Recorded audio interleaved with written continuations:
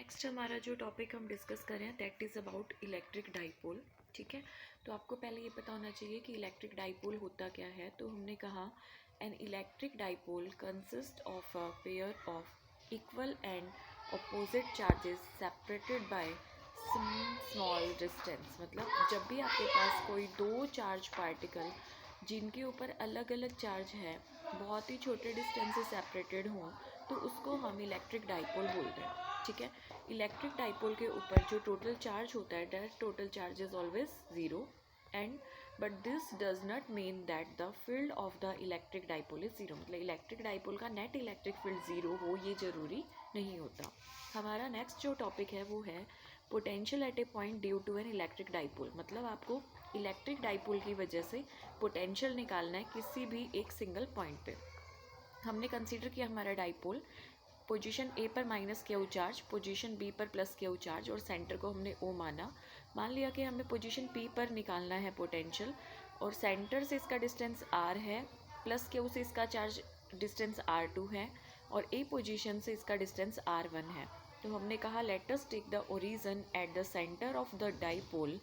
Now we have to calculate electric potential at point P. हमें P पर electric potential निकालना है। तो देखो सबसे पहले हमने लिखा कि पी पर माइनस क्यू की वजह से जो पोटेंशियल होगा that is V1, minus Q की वजह से डिस्टेंस है R1 तो पोटेंशियल हो गया माइनस क्यू अपॉन 4πε0 R1।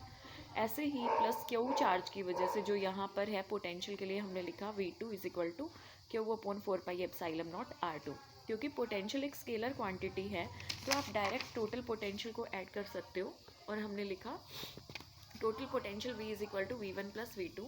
यहाँ पर आपका एम है 1/R2 और 1/R1 को सॉल्व करना। तो हमने जो फिगर बनाया था उस फिगर के अकॉर्डिंग अगर हम R1 के स्क्वायर की बात करें तो देखो क्योंकि डाइपोल की कंप्लीट लेंथ 2a है तो अगर इस ट्रायंगल की बात करें तो ये लेंथ बनेगी a। तो हमने यहाँ पर लिखा R1 that is hypotenuse square is equal to R square plus a square और यहाँ पर ये जो एंगल बचा ये आपका बचा 180 डिग्री माइनस थीटा। तो हमने लिखा R1 square is equal to R square plus a square plus 2ar cos of theta, a square plus b square plus 2ab cos theta हमने आइडेंटिटी यूज़ की। सिमिलर वे में हमने R2 के लिए लिख दिया। इसमें आप यहाँ पर इसको थीटा मान लो ताकि आपकी जो मैंने इक्वेशन लिखी उसके अकॉर्डिंग ये ठीक बने और इसको मान लो आप 180 माइनस थीटा। ठीक है, जब आपने R2 डिस्टेंस के बारे में लिखा तो फिर से वही R square plus a square plus 2ar cos of 180 minus theta. Cos 180 minus theta जो होता है वो नेगेटिव हो जाते हैं। तो इस इक्वेशन को जब हमने दोबारा से रीराइट किया यहाँ पर तो इस इक्वेशन में हमने आर स्क्वायर को कॉमन निकाल लिया। आर स्क्वायर निकालने से आपकी ये इक्वेशन में ए स्क्वायर अपॉन आर स्क्वायर यहाँ ए अपॉन आर बचता है। अगर आप ये मानकर चल रहे हो कि जो पॉइंट पी है वो डाइपोल से बहुत ज़्यादा दूर है मतलब R is much larger than A, then आप ए अपॉन आर को कह सकते हो कि बहुत छोटा है और इस सिचुएशन में ए स्क्वायर अपॉन आर स्क्वायर को आप इग्नोर कर सकते हो और आपकी R1 स्क्वायर की इक्वेशन ये आ जाएगी।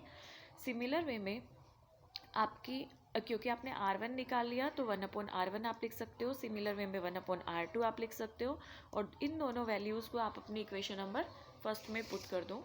पुट करने के बाद कैलकुलेशन वर्क करने के बाद आपके पास ये रिज़ल्ट आ जाएगा और इसी रिज़ल्ट में आप स्पेशल केस कर सकते हो कि ऑन डाइपोल एक्सिस का मतलब अगर एंगल 0 या 180 है तो पोटेंशियल कितना होगा। अगर आपकी इक्वेटोरियल प्लेन में है, इक्वेटोरियल प्लेन का मतलब डाइपोल अगर ये है और इसके यहाँ पर अगर आपका पॉइंट पी आपने कंसीडर किया तो उस सिचुएशन में क्योंकि थीटा π/2 हो जाएगा तो पोटेंशियल आपका 0 बनेगा। ठीक है, लास्ट एक टॉपिक है आपका calculation of electric field from potential. तो इसमें आप क्या करोगे, सबसे पहले आप मानोगे कि हमने कोई दो शीट एज्यूम की जिसका पोटेंशियल V है और जिन दोनों के बीच का स्मॉल सेपरेशन dr है और इलेक्ट्रिक फील्ड ऊपर की डायरेक्शन में जा रहा है। पोटेंशियल एक शीट का V है और क्योंकि वो एक स्मॉल डिस्टेंस dr से सेपरेटेड है तो दूसरी शीट का पोटेंशियल होगा V माइनस dV। ठीक है, हमने कहा let us consider two equipotential surfaces A and B। A और B को हमने इक्वी पोटेंशियल सर्फेस एज्यूम किया where dV is decrease in potential. जैसे जैसे हम एक शीट से दूसरी शीट की साइड जाएंगे तो हमारा पोटेंशियल में कुछ डिक्रीज हो गया in the direction of electric field intensity E। Let dr is the perpendicular distance between two equipotential surfaces. इन दोनों सर्फेसेस के बीच में dr जो है वो डिस्टेंस है। तो हमने कहा work done in going from B to A।